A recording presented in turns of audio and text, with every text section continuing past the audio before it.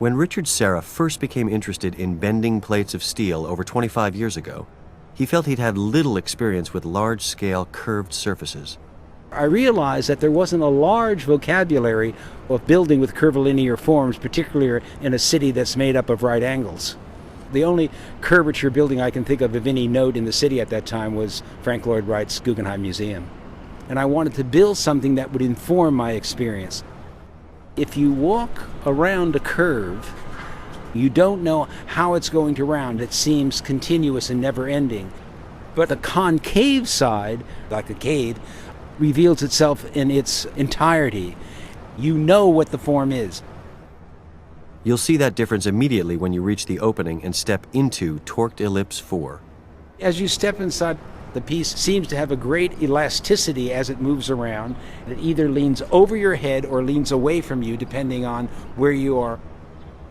You can see that the ellipse on the floor is exactly the same as the ellipse in the sky. As the piece gets higher, it rotates in relation to itself. But it's the same all the way up. Initially, the way this piece was conceived was through a kind of misinterpretation. I happened to be in Rome and walked into a church that was built in the 15th century. And I looked at the floor and I looked at the ceiling, and I thought that the simple ellipse on the floor was turned in relationship to the one overhead.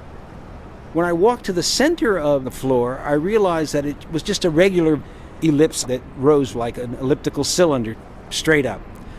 What interested me was my misinterpretation. Serra became determined to create the form he had imagined. So he went to an aerospace engineer and asked him if it was possible to make such a twisted or torqued form. And he said he didn't know, he didn't think so. The solution to that problem doesn't occur in nature and it doesn't occur in architecture. It's a formal invention.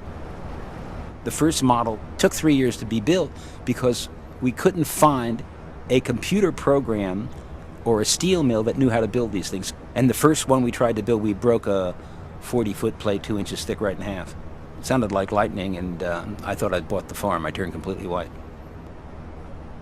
The technology has been developed to allow one to bend metal under heavy compression, and we use very large machines, first used to build battleships in the Second World War. People really hadn't explored the potential for what steel could be in terms of its variabilities and elasticity.